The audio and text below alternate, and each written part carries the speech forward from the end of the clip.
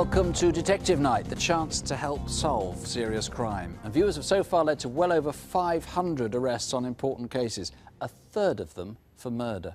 Among tonight's appeals, indeed, more on the Russell murders in Kent. In Birmingham, a gang that tried 4 armed robberies in a row. In Leeds, the hunt for a man who attacked 2 children. And in London, an old man stabbed as he did his washing at his local launderette. First to the beautifully named Primrose Valley in Whitkirk, Leeds. 3 months ago, this man raped a 16-year-old girl while her little brother lay sobbing next to her. There's already been extensive publicity, but now Yorkshire police have asked Crimewatch to join the hunt. Now, there were several important witnesses. It happened around lunchtime on Wednesday, July the 9th.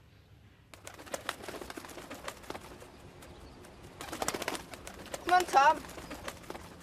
Hurry up. My daughter asked if she could take my son to go collecting frogs for this little pond, which were no more than a few bricks in a black bag. He didn't even realise that once these little tadpoles grow into little frogs, they'd hop off anyway. He just wanted these frogs in this little pond. There'll be loads. We haven't even been down in the deep bit yet. When I was a kid, everybody I know always played on the valley. It's beautiful. It's a lovely place. It's not unusual to see kids playing down there on their own.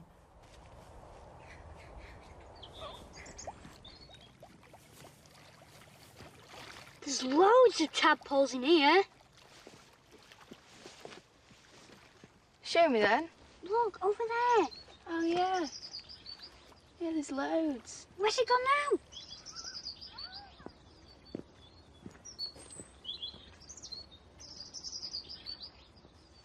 Have you found anything yet? No, not yet. I can't see anything in this dirty water. My daughter and my son, I know. they were like any other kids, There's one. fighting over silly things. But if anybody ever did anything to him, to upset him, she'd be the first one out to look after him. Rosie! Come on, Rosie! I always take my dog down the area called Primrose Valley, but I tend not to let Tessa off the lead. You have to wait a bit, old girl. Rosie naturally inquisitive, and she went and sniffed him. The man didn't react at all, which surprised me. People always react to a dog to see what it's going to do to them. He was about 5'8", a little shorter than me, and average build. He had a short, mousy coloured hair, and he was aged between 35 and 40. I've not seen him in the area before. Is that one? Nah, just a leaf. He's been passed before. Oh, yeah, he has, hasn't he? There! Oh, quick, there! Oh, I've got it! Is it a big one? Yeah, look! Oh, wow! I came down into the valley looking for a burnt-out car that had been reported by West Yorkshire Police. I saw 2 children in the reeds fishing or whatever.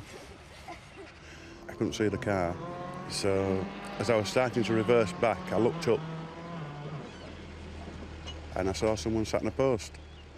He was just sat looking down on the ponds. I thought it was a bit strange, but there's a lot of people use the valley.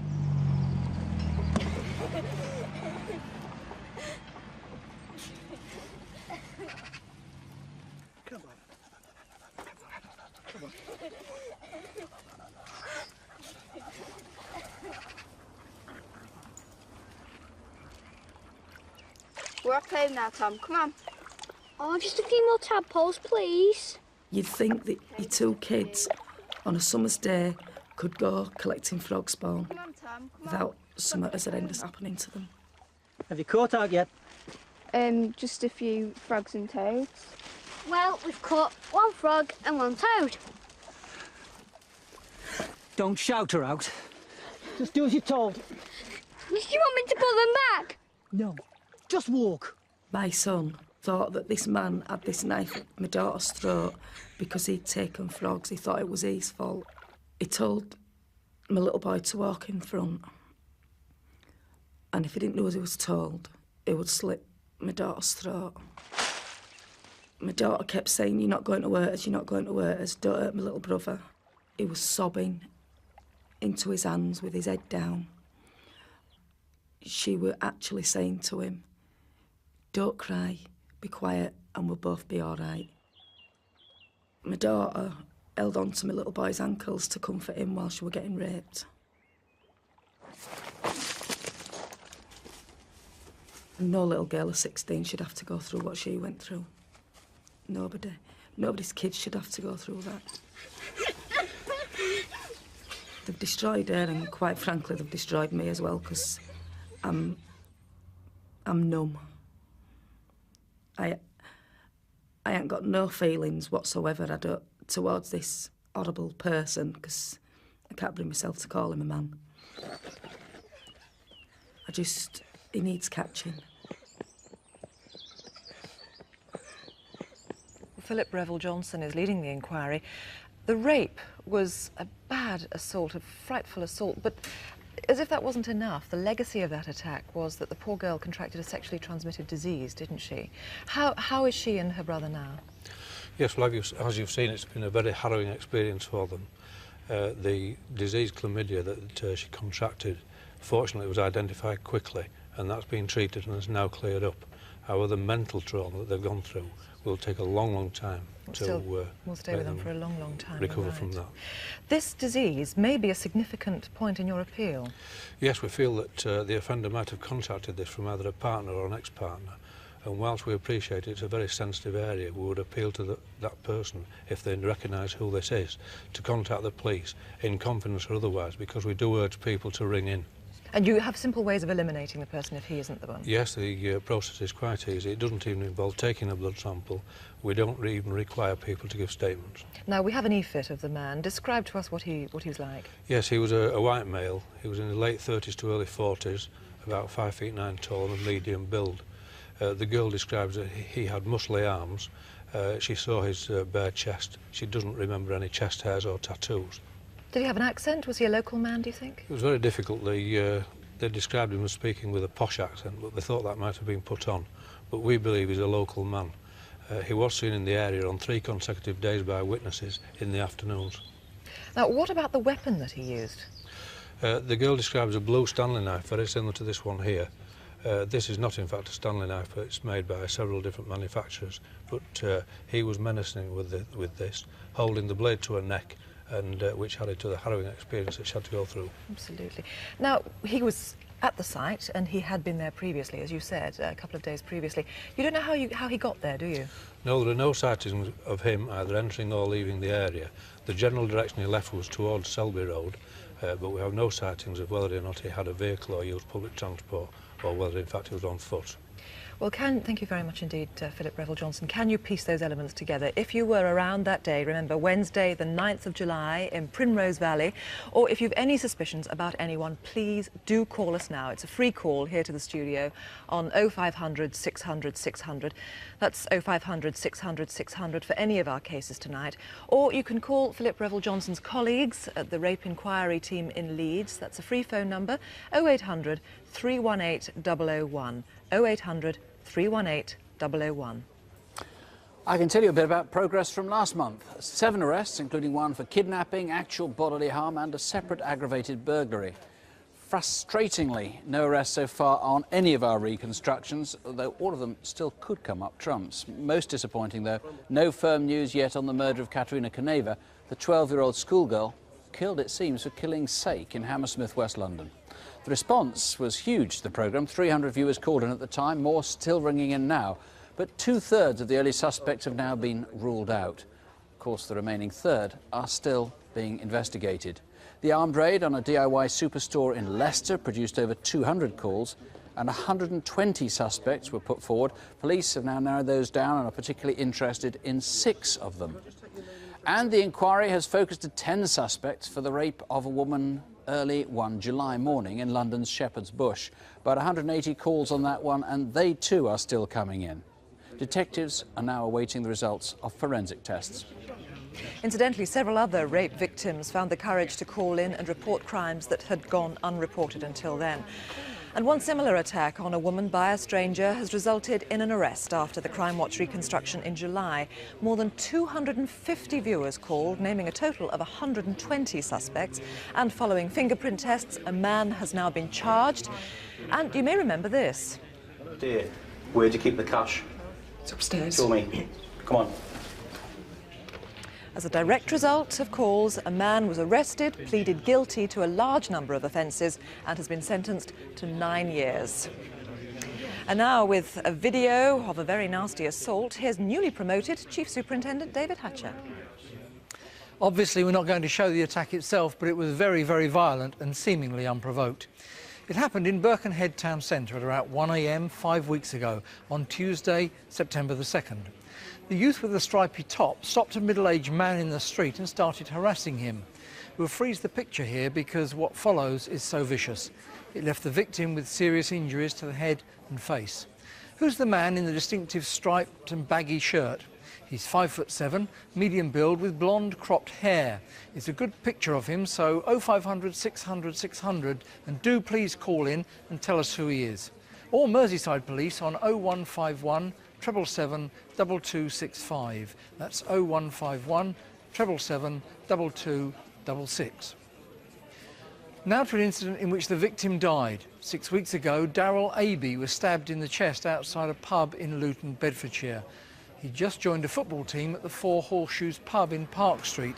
He'd gone there after work with friends on Friday the 29th of August. Around closing time, he was moving from the bar to a private do in Harvey's function rooms at the back. For some reason, a dispute arose in the courtyard outside. It's thought with this man, Spencer O'Shaughnessy. After the stabbing, O'Shaughnessy tried to get into the private party, but then disappeared. He has family connections in Ireland, or he could be in Manchester. He's 22, 6 foot tall with green eyes and an 8-inch scar running from his sideburn down the left side of his face. There's also been another serious incident we want to talk to him about. 0500 600 600, and it's important to find him, so do please ring us. That's 0500 600 600, and other detectives are standing by on 01582 394 299. That's Luton 394 299. As you've no doubt seen in the news, inquiries are continuing about the attack on Josie Russell and the murder of her sister and mother last year in Kent. As a result of the Crimewatch reconstruction, the case has now taken new turns, according to the police. They've asked us to reinforce strongly a new appeal that they're making. Do you own one of these? And if so, is it petrol-driven? Is it this colour, orange?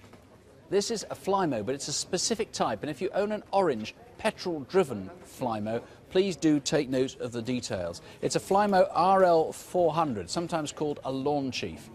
Now, if you've got one, think back. You might be sitting on a crucial piece of evidence. And incidentally, you might also check the grass bag. Was it missing or was it new? Now, detectives aren't interested in whether or not you've had suspicions when you bought the mower. They simply need to trace every one of these that was acquired second-hand from the start of July last year. Now, if that includes yours, but please check that yours is second-hand, it's orange, petrol-driven, RL 400 or lawn chief. Please call us here in the studio on 0500 600 600. Some detectives from the inquiry are here, others are at the murder inquiry room on 01622 654 321. That's an easy number to remember, Maidstone 654 321. If you saw the programme last month, you'll recall the appeal about 12-year-old Thomas Marshall. He'd gone cycling from his home in Haysborough in Norfolk to nearby Eccles-on-Sea. The next day, his bike was found in the opposite direction at Bromstead Common, and his body was found in a lay-by near Thetford on the A11 at Rowdham Heath. Now, there were only 80 calls to Crimewatch that night, but there is some new information, and Les Parrott, who's leading the inquiry, has asked us to try again. First, a dark car, possibly a Saab 900, was seen by 5 independent witnesses in Haysborough and nearby Stalham on Thursday evening. That's Thursday, the 21st of August.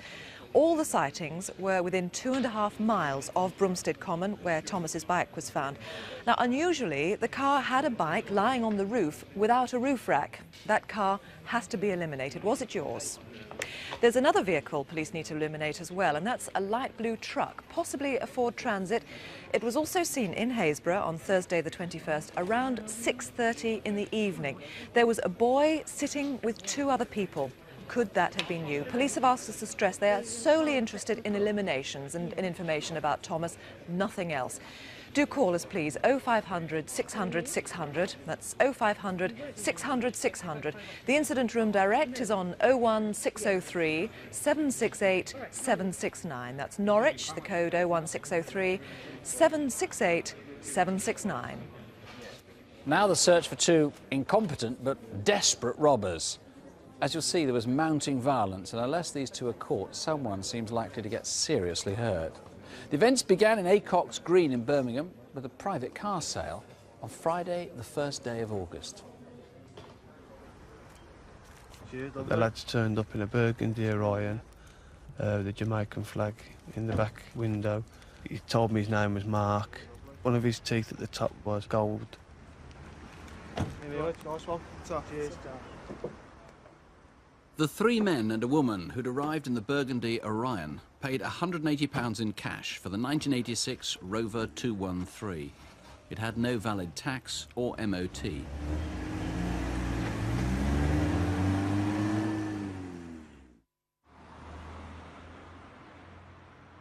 Four days later, and about half a mile from where the car was bought. It was a very sunny day. It caught my eye because the boys crossing the road, well, they were wearing anoraks, which was a strange thing to wear on a day like that. The one that was wearing the anorak, when he took the anorak off, he was wearing a light orange sweatshirt. Their behaviour was so odd, a passing cyclist actually stopped to see what they were up to.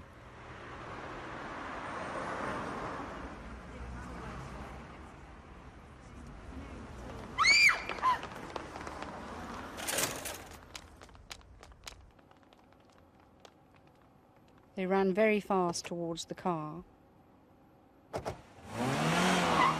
and they sped off very quickly, and I turned round, making a note of the number. Where had the car been kept for the last 4 days? And did it change hands in the next 9 days before it turned up here in Selsey Road in Edgbaston?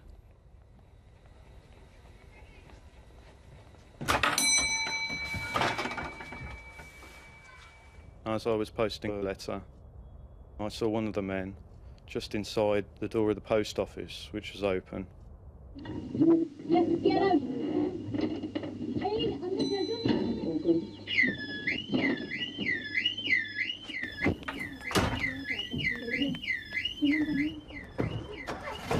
Just on the post office, you know.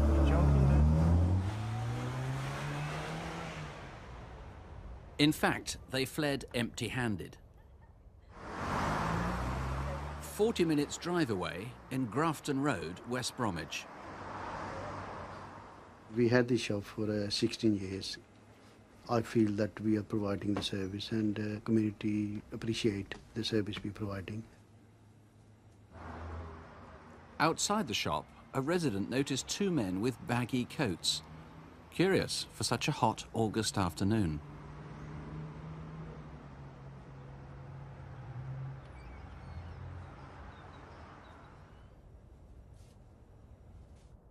I was on my own in the shop at the time.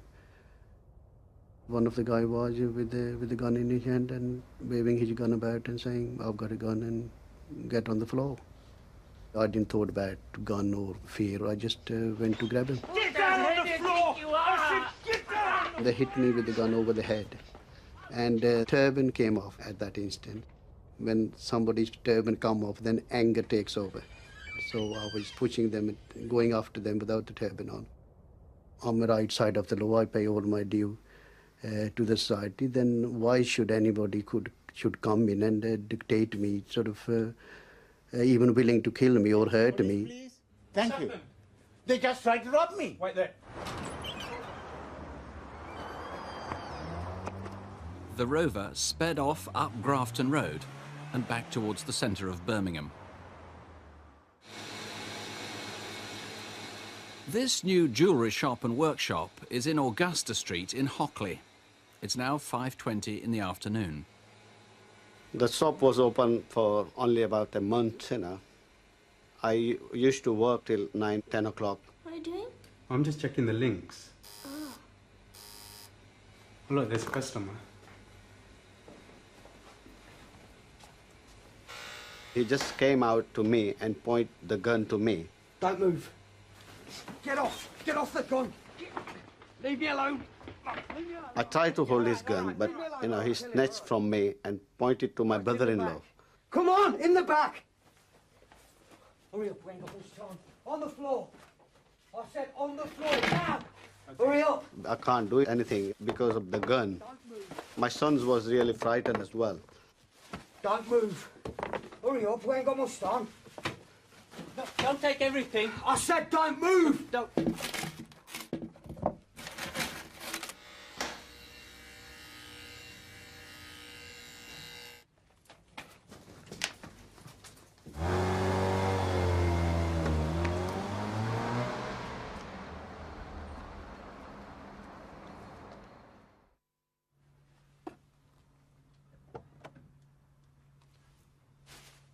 Excuse me. 3 hours later, in Villa Street in Lascelles, about a mile from where the robbery had taken place. Excuse me. This is your car. Can you move it? My brother's car, mate. Not tonight, eh? Chris Pretty, we don't know that the people involved in buying the car had anything to do with what happened subsequently. They might have passed the car on, sold them on. You need to find those 4 people. Yes, we do. We need to find them urgently. Now, tell us what you know about them. There are 4 black people, one of whom was a female. One said his name was Mark, and he had a gold tooth at the front. And the lady stayed in the vehicle all the time. The other 2 may have connections in the Dudley area. OK, remember they had this maroon Orion that they arrived in. Obviously, yes. They recognise themselves, and other people might recognise them as well. I would hope so, yes. Now, the red Rover that they bought, that then reappeared. That was the 1st of August since the car was bought. Yes. It reappeared 4 days later in the street robberies. Yes. It then reappeared again a week later in Dudley. Tell us about that. Yes, on the 12th of August, that red Rover was given a parking ticket in West Street, Dudley. OK, now you need to know where this car was kept. C376JGO. They kept the original plates on it. Then, the day of the raids themselves, that's when the violence really got quite serious, on the 14th. Yes. Now, we've got some CCTV of what happened in the post office. Now, this isn't the raid itself. This is when people came in, they started coming in just to sort of suss out the place. Tell us what happened then. Yes, we have an Asian male and a man of mixed race who go into the post office and they asked for a stamp originally, and they hadn't got the money to pay for it. They then left and re-entered, and the man of mixed race produced a handgun and threatened the staff there. OK, now, in the jewellery raid, they took jewellery like this. This is very similar stuff. Now, this is quite important, quite distinctive. It's Indian jewellery, but it's all hallmark. Tell us about that. Yes, it is. It's Indian jewellery. It's 22 carat gold, and the unique hallmark is J22. OK, there's the hallmark. If you've got any of that stuff, let us know, please. The violence, which we only hinted at, was actually quite considerable and grew steadily during the day. Yes, I'm extremely concerned at the way this violence escalated. They threatened to shoot the 3 Asians, and what is more, they threatened the life of one of them's 8-year-old son. These people need to be caught. Please don't hesitate. If you've got any idea who they are, 0500 600 600. It's a free call number here live to Inspector Pretty or any of his colleagues, and you can call the incident room too. That's on 0121 428 6180. That's Birmingham 428 6180. And now with 2 faces that might look familiar, here's Detective Constable Jackie Hames. In July 1995, a warrant was issued for the arrest of this man, Alexander George Fraser. Almost a year earlier, an elderly couple were robbed and attacked in their home in Aberdeen. Not surprisingly, they were terribly affected, and Grampian police are still active on the case. Alexander George Fraser is alleged to be one of those involved. He's 32, 5'10", and as you can see, has a scar on the middle of his face. His arms are tattooed with a picture of a devil, a heart, a panther's head, and the letters WAF with the word hate. He may be calling himself McFarlane or using other names. If you've seen him, do please call us now, 0500 600 600, or Grampian Police Headquarters on 01224 649 977. That's Aberdeen 649 977. And this man is wanted for some fairly nasty crimes as well. He faces charges for 3 aggravated burglaries and an indecent assault against an elderly lady. He's Terence McDonough, originally from Ireland, but he's been a traveller around England for many years. He was last seen on the M69 Link Road on the outskirts of Leicester in early June, when, by feigning suicide, he managed to escape from a prison van taking him to court. If you've seen him, please let us know. 0500 600 600 or 01203 539 130. That's Coventry 539 130. Well, thank you for all your calls so far tonight on the awful rape of a 16-year-old girl in Primrose Valley in near Leeds. We've already had over 50 calls, one call distressingly coming from a woman who believes that she was also raped by the same man. 3 calls on the Birkenhead assault, possible sightings of Spencer O'Shaughnessy, and 5 or 6 calls on the Russell murder reappeal as well. Now, we've a picture of a man you might know and regard as perfectly respectable, but detectives from the paedophile unit at New Scotland Yard are very anxious to find him. They have some photos of him taken 5 years ago, which raise concerns for the welfare of a child. Now, this man would now be in his 50s. He was of medium build at the time the photo was taken, and he may have used the name Garbett. Now, he may also have had some connection with the Southampton area or Northolt in Middlesex. As always, 0500 600 600 or 0171 230 6050. That's the Met's organised crime group, 0171 230 6050. And now again, here's Chief Superintendent David Hatcher, this time with some con merchants. Yes, and this one may be a thief as well. Shortly after a wallet was stolen from an office in Huntingdon, someone tried to use the credit cards in a travel agency in Cambridge. In fact, he tried to use the card in several other shops and garages as well. This man may know something about it. He's in his early 30s, slim, medium height with light brown hair. Detectives here in the studio are on 0500 600 600 and other officers are waiting now on 01480 415 539. That's Huntingdon 415 539. Next to a man to watch out for if you work in a bank. In fact, a man to watch out for if you've got savings with a bank, because he seems to con you out of them. Here he is in northwest London. He's told staff he has an account with their branch in Manchester and he's arranged to pick up some cash. He has a matching name and account number and a plausible signature. Here he is trying it on again, this time with a different name and account number, saying he's arranged a money transfer from Devizes. The cashier isn't happy with his signature, and when she goes to check it, he makes off.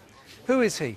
0500 600 600 is the free call number here, or 0181 733 6636. That's 0181 733 6636. 5 months ago, there was a crime of quite appalling cruelty in East London. At 3 o'clock in the afternoon, a 20-year-old woman was walking down Great Eastern Street in Shoreditch when a maroon Honda Prelude cruised beside her, and then a passenger leapt out, forced her into the car and abducted her. She was eventually bundled into the boot, driven away for about an hour or so, was drugged, and over 12 hours was repeatedly raped. At 3 in the morning, she was taken back again in the boot, and dumped outside the Jeffrey Museum on Kingsland Road in Shoreditch. Further up Kingsland Road, a Good Samaritan eventually picked her up at a BP garage and drove her to a police station. And since then, Rick Murphy has been leading the investigation. Tell us what you know about the 2 rapists. The driver of the vehicle was a black male, aged about 40 years. He was 5'10" tall, and he had a short, flat-top hairstyle. Flat-topped? That's right, yes. He also had a beard. The passenger in the vehicle was also a black male. He was aged about 30 years. So there's quite an age difference. 40 the first one, 30 the second. That's right. He had round-rimmed glasses, and he had a very distinctive white birthmark, which is on the left side of his neck, which the victim described as looking like the map of England. So a sort of triangular white birthmark on his skin there. That's correct. The car I described as maroon, a Honda Prelude. Do you know any more about that? Yeah, the victim is adamant that it's a 2-door Honda Prelude, maroon in colour, and she states that it possibly has an S and E in the registration. Now, most importantly, it has a Jamaican flag in the rear window of the vehicle. Something like this. Someone's giving Jamaican flags a bad name in this, but this is different from an earlier... That's right, it's totally different. Earlier in the programme. It's quite common, we ought to say, in the back of cars. The Good Samaritan, who picked her up at the BP garage in Kingsland Road at 3 o'clock in the morning, Tell us about him. Obviously, it's nothing to do with the crime itself, so why do you need to talk to him? No, that's right. It's important we need to speak to him because he's the first person to speak to the victim about the ordeal. She broke down to him, and information that he has may be important to the investigation. He may know something you don't. She's forgotten to relay to you. That's right. I've never come across anything like this in 13... Well, actually, one, perhaps, in 13, 14 years of crime. Have you ever come across a crime of this horror? No, this is one of the worst cases I ever had to investigate. Abduction in broad daylight, being kept for 12 hours. No one could protect these men, no one at all.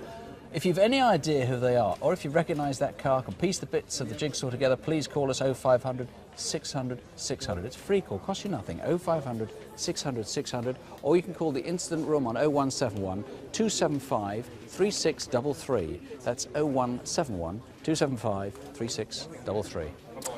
And now here's Detective Constable Jackie Hames again, looking for an accountant. Yes, but I wouldn't hire this one if I were you. At any rate, not until a problem's been cleared up, where he used to work in Cambridge. Stephen Anthony Moore left his job suddenly in March. He'd been employed by the post office and had keys to the safe. A large amount of cash vanished at the same time that he did. Perhaps it's just coincidence, but money's gone missing before when Mr. Moore left a job. On that occasion, £10,000 disappeared when he was an accountant for Adams Glass in Southend. This is a picture of him working in a pub, which he did once a week and might be doing somewhere tonight. If you know where he is, 0500 600 600 or 01223 358 966. That's Cambridge, 358 966. Now to a man who's wanted in connection with a substantial series of burglaries. In total, about £250,000 worth of equipment was stolen from office buildings. This is the man who may be able to help with this inquiry. He's Anthony James McAvoy, 29, with thinning ginger hair. Here he is caught on camera returning a hire car. If you know where he is, 0500 600 600, or instead you can call Surrey Police in Woking. They're on 01483 761 991. That's 01483 761 991. Our next film is about George Dean. George, who was nearly 75, lived all his life with one of his two brothers, Raymond. And because of Raymond's frailty, he cared for him really like a father. Raymond almost never ventured out, and even George rarely left their home in Kilburn, North London, except for visits to the shops and to the launderette. A month ago, on one such trip, George was murdered. Raymond can only speak with difficulty, and so his older brother Eric joined him to help relate the story. Our reconstruction starts on the day of the killing, Thursday, July the 31st. Where did I see that film? Oh, George? Yes? Is this the one you wanted, huh? Yes, that's it. 8:30. 8:30, that's right. It's a Western. I like a good Western. Very good. Ah, this is the book I've been looking for. Have you been messing them about? Oh, me? No, I never touch you. They did definitely lead a quiet life, the pair of them together. They had their own ways, and that was it. In fact, the two brothers had a very familiar routine. Have you any laundry for me? At about 3 o'clock every Thursday afternoon, George would take their washing to the launderette and always put it through 2 cycles. That's all. When we passed by the launderette, I just looked in, like you always do when you pass by a window. What kind of ice cream would you like? 2 men were standing in there, talking, normally. There you go, that's yours. Thank you very much. Thanks very much. Bye-bye. Bye. Come on, darling.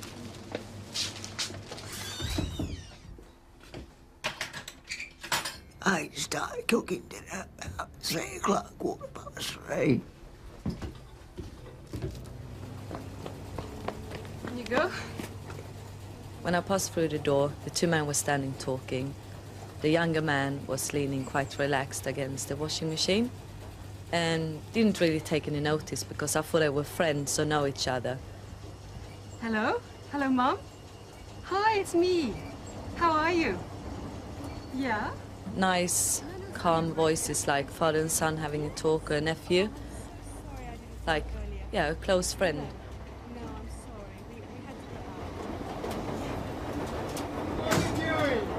Get off!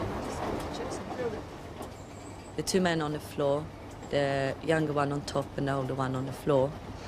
Mom, I'm going to have to go. I think there's a fight. Get off! You get trapped somewhere where you can't run, and you don't want a child to get hurt. When I'm rushing out, I bash my son's head on the washing machine. The younger man turns around and looks straight at me. He was 25 to 35 years old, between 5 feet 10 and 6 feet tall. He had dark brown hair tied back in a ponytail. Quick.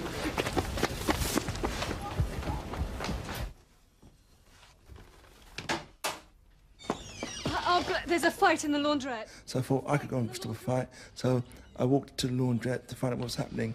And as I got to the window of the launderette, a guy came out the launderette, knife in hand. As I dropped my hands, he ran. He just come out of nowhere. He was that close, I could have just put my foot out and he would have went over. But at the time, I didn't know that he'd done anything.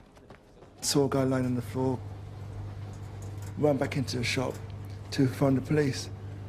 Right, there's been a fight in the launderette, two guys. The laundrette's on the corner of Donaldson Road and Lonsdale Road. It was late coming back, and it was getting later. You start getting worried, waiting for the door to open. I felt anger and sadness to know that that's where we come to die, you know. And the guy that done it just ran right past me and, you know, he's a murderer. I've seen a tall guy in a long ponytail, in a grey T-shirt and tracksuit bottoms, running really fast. He's just run past me. Which way? Over there. By the time I got round the bends and looked down the road, I didn't see anyone. And at that point, I just turned and kind of took my time and walked back looking because the girl said he had a knife, so I was just looking and just in case he dropped it or anything like that. Well, no, I can't see. No, hold on, yeah, I can see him here now. All right, okay, bye. Quebec Kilo receiving 468. Yeah, we've got an elderly male. He's been stabbed. I can't believe he's gone, you know. It was my saviour.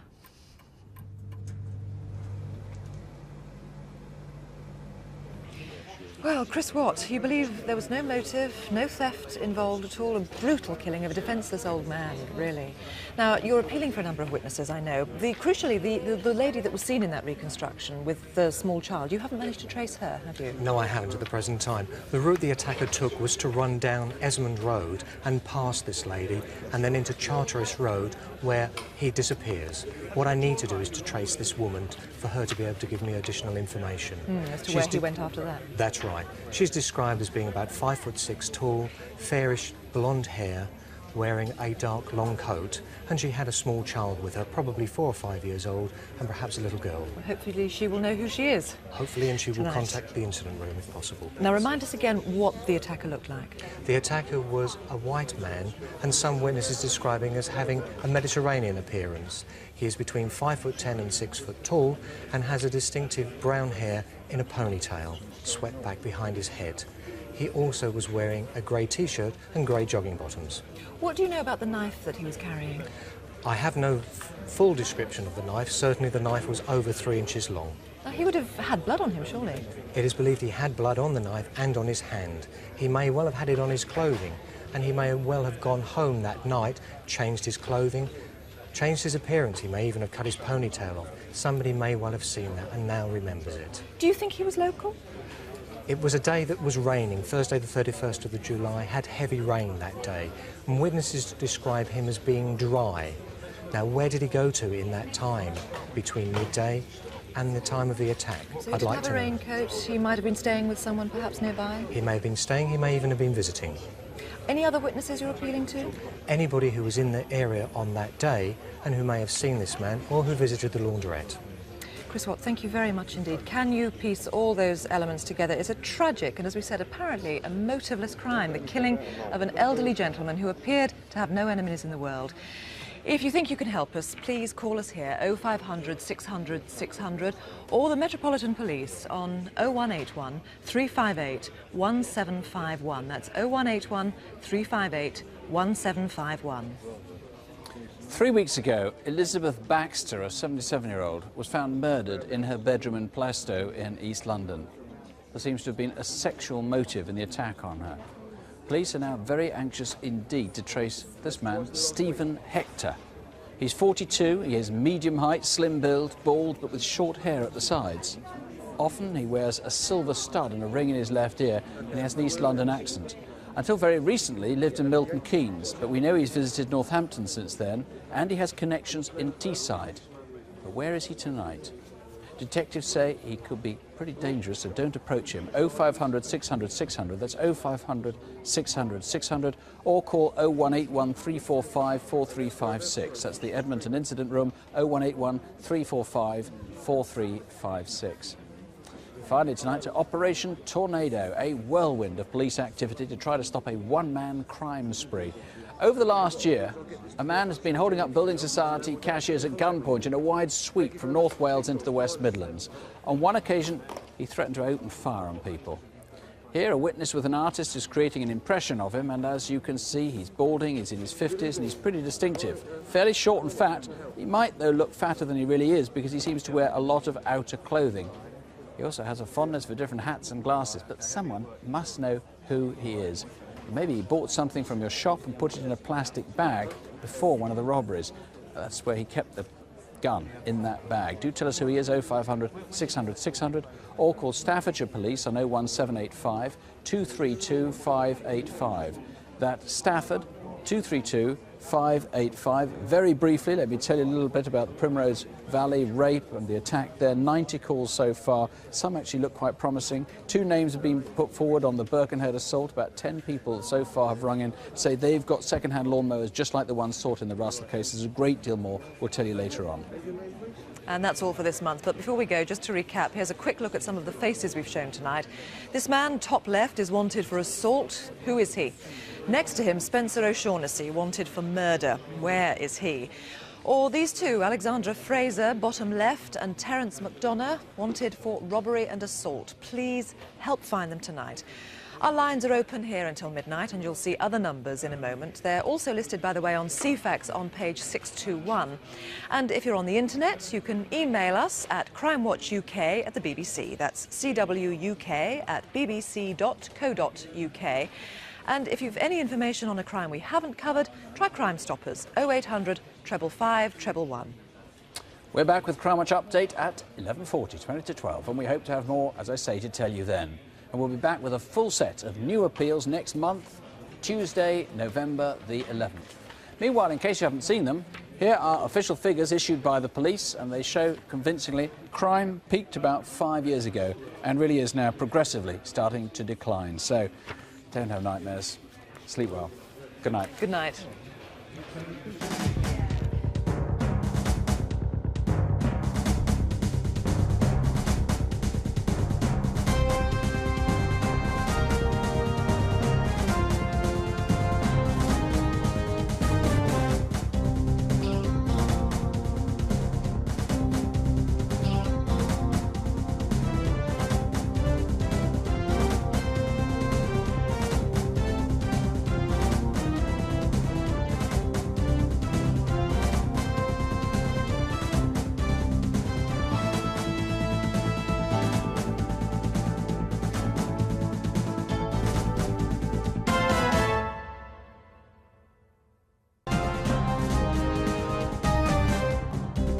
Welcome back. Names, names and more names. Now, one of the most serious cases we covered tonight, police are on their way to make an arrest. Indeed, as I speak, the suspect may already be in custody. And on another one of the most serious cases too, information is very, very exciting indeed. On the abduction and rape in East London, an intriguing piece of information which may be the key. On all the other cases, as I say, lots and lots of names. Well, first, the upsetting attack on 2 children in Leeds. A 16-year-old girl had taken her younger brother to look for frogs in a pond in Primrose Valley, Whitkirk. But several people saw a man who was loitering nearby. He's been past before. Oh, yeah, he has, hasn't he? Well, Philip Revel-Johnson, the case has generated a lot of calls, hasn't it? Yes, there have been over 100 calls down here in the studio and over 60 calls to the incident room in Leeds, which we're very pleased about. Any significant ones that you're interested in? We're still filtering through them. Most of them are suggesting names which will fit the identity that we put out. Now, remind us again in detail what the attacker looked like. He was in his late 30s, early 40s, about 5'9" tall. He was described as having muscular arms. He had mousy-coloured hair, which was short and untidy, and stubble round his chin. He was generally of untidy appearance. He was wearing stone-washed blue jeans with a button front and a blue T-shirt. Now, what is particularly distressing, as well as obviously the rape, was that he passed on a sexually transmitted disease to the poor 16-year-old girl, chlamydia, which other people may have as a result from him. Yes, there's no doubt at all. I mean, the symptoms in girls are far more serious than they are in men. And we feel a good chance that a partner or an ex-partner may have contracted this infection from him. And we would urge those people to please ring in. Everybody connected to the case is quite certain he will strike again if he's not caught. And of course he may well go on infecting other people as well. Now, he had a knife with him which he held at the girl's throat all the way through the attack. Remind us again what that was like. Yes, this is a similar knife. It's described as a blue Stanley knife. He held the sharpened point to her throat and he was menacing that knife to the girl all through the attack. She was obviously terrified. And taking a long time to get over that ordeal. A long time. While she's got over the infection, the trauma of that attack will stay with her for a long, long time to come. Philip Rahul Johnson, thank you. Thank you. Now to another most traumatic case. 15 months ago, Josie Russell was attacked along with her mother and sister as they walked home through rural Kent. Josie was the only survivor. Now, after our last Crimewatch reconstruction of the case in August, a series of inquiries got underway. A man was subsequently arrested, and now another series of inquiries is going on. One of those that the police have asked us to reappeal about tonight is about these. This is a Flymo RL400 petrol-driven lawnmower, sometimes called a lawn chief.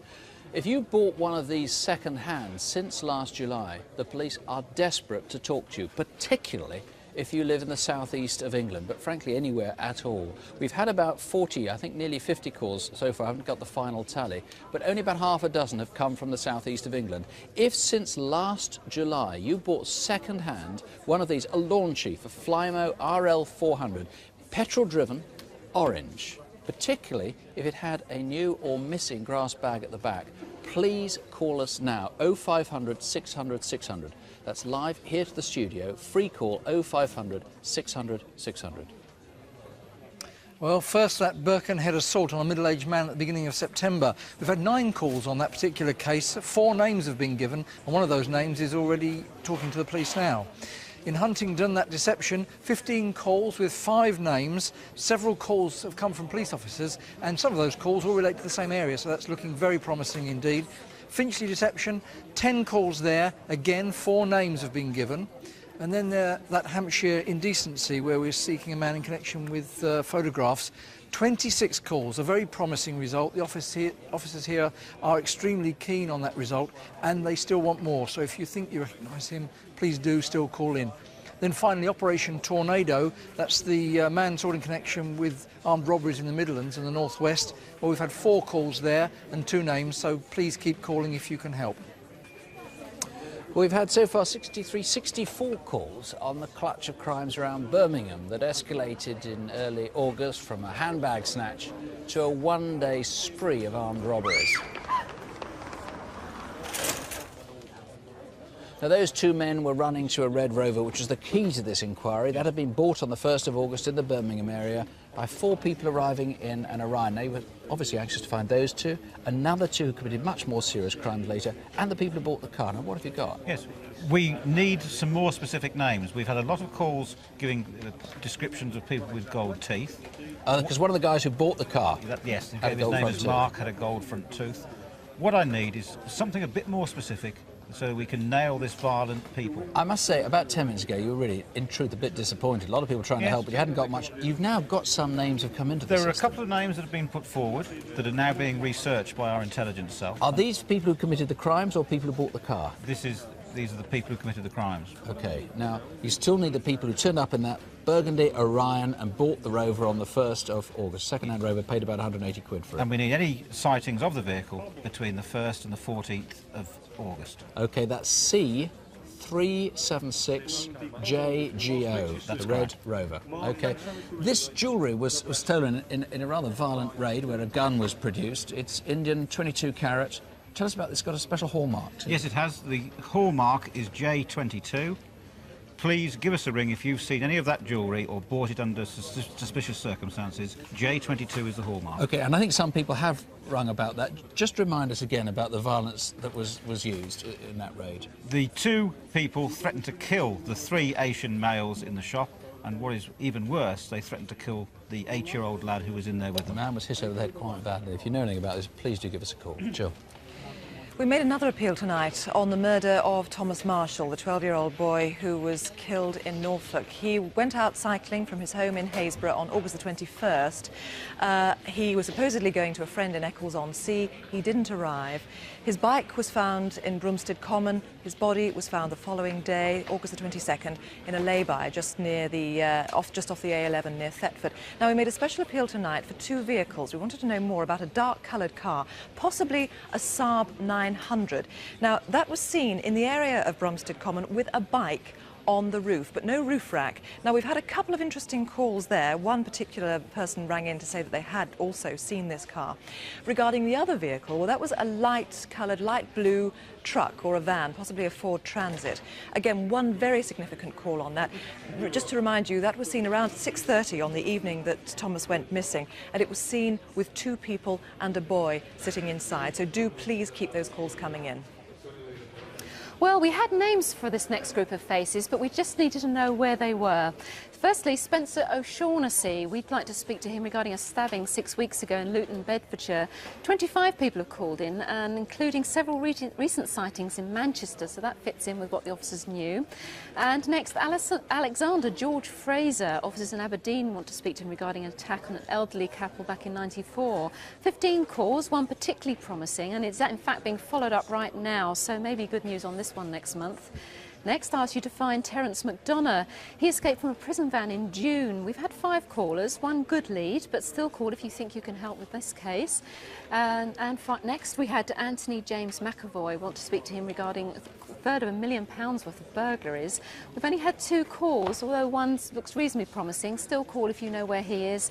And finally, Stephen Anthony Moore. We want to speak to him regarding some missing cash from a post office in Cambridge. 2 calls, but again, ring us if you know where he or any of the others are. If only we had pictures of suspects in our next case, but I'm not surprised you've had a dramatic response on this case. One of those rare crimes that repels absolutely everyone and gets calls from the underworld as much as anybody else, and that's what's happened tonight. 5 months ago, in the middle of the afternoon, a young woman was abducted in broad daylight in a street in Shoreditch in East London. 2 men came past a car, grabbed her, bundled her into the boot, and held her for 12 hours. She was drugged, she was raped, and then at 3 o'clock in the morning was driven back and dumped in East London. Rick Murphy, you've really had some fantastic calls on this case. Yeah, we've had some excellent information coming, both about the men and with regards to the vehicle as well. Now, some of it I know that you're making inquiries on. Yeah, there's one particular piece. Through the night. Yeah, there's one particular piece of information that we are working hard on at this moment. That's right. Now, obviously, let's not go into any of that for obvious reasons. Let's, for people who didn't see the earlier appeal, remind them of what you're looking for. 2 men you need to link with a car. Let's describe the men first. Right, the driver of the vehicle is a black male aged around 40 years. He had a short black flat top style haircut, and he also had a beard. He was about 5'10" tall. The passenger of the vehicle, he was 5'8" tall, and he wore dark brown rimmed glasses. He was younger, wasn't he? He was around 30 years of age, and he also had a very distinctive white birthmark on the left-hand side of his neck. Right, that was the sort of the shape of England that was described, a white birthmark, that's right. Birthmark, sort of down there. And you want to match those 2 with this maroon car. Yeah, it's a maroon Honda Prelude, 2-door, which has the Jamaican flag in the rear window. That really ties them to the car. That's one of these. They're fairly common, but that was in the back window. That's right. And you want to link those 3 things together, yeah. Probably in the East London area, home counties, I mean... Yeah, we believe it may be in the East London area where these people come from, but obviously, you know, we don't know that for certain, so it's calls from everywhere. Very, very promising, but if you know anything, please keep calling. Well, next, the murder of 75-year-old George Dean. George lived with his brother Raymond and rarely left his home except for trips to the shops and the laundrette. On one such trip, he was stabbed. Well, Chris Watt, this happened in Kilburn in northwest London. One important link in your inquiry was watching tonight. Indeed, the lady with a young child has phoned into the incident room and identified herself, and my officers will be seeing her later. So you'll be following up the links with her because, of course, you think that she may have seen the route that the attacker took when he left the laundrette. Remind us where the laundrette was. The laundrette is in Donaldson Road, northwest 6. That's in Kilburn. So really, you want anyone who was around that laundrette on the day of the attack to call in if they saw anything suspicious. That's right, and indeed for people to remember that on the 31st of July, the day this happened, it was a day with heavy rain and showers. And my suspect, again, had dry clothing when he left the laundrette, so where had he been? He certainly hadn't been in the laundrette all the day. What sort of calls have you had, apart from this lady witness? We had a number of calls naming individuals that looked like the photo fit. Now, what did he look like? Again, he was an IC1 male, a white man, with a possible Mediterranean appearance. He was 5'10" to 6 foot tall and 25 to 35 years old, with dark brown hair tied back in a ponytail. He was wearing a grey T-shirt and grey jogging bottoms. And since the attack, he may have cut his ponytail off. Indeed, he may have changed his appearance totally. Well, let's hope we catch him. Chris Watt, thank you very much. Well, that's all for this month. Our lines are closing about now, 4 or 5 minutes here in the studio, but you'll see other numbers on your screen in a moment, and you'll find them listed if you look on CFAX on page 621. And if you're online, you can email us at Crimewatch UK at the BBC, more specifically cwuk@bbc.co.uk. If you've any information on a crime we haven't covered, we'll try Crime Stoppers. There are an answer phone there all night, 0800 555 111. And we'll be back with Crime Watch a month from now on Tuesday, November the 11th. In the meantime, as we said at the end of the main programme, reflect on the figures issued in a leaflet this month by the police, describing for the first time emphatically how, in a generation for the first time, crime really is starting to fall. So don't have nightmares. Sleep well. Good night. Good night.